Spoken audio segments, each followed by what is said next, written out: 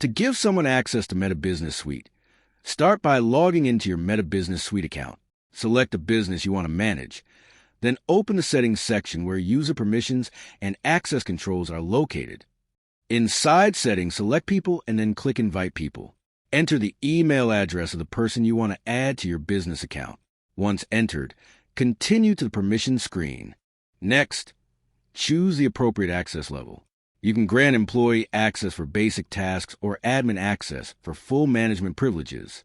Select which Facebook pages, Instagram accounts, ad accounts, or other assets the user should be able to manage.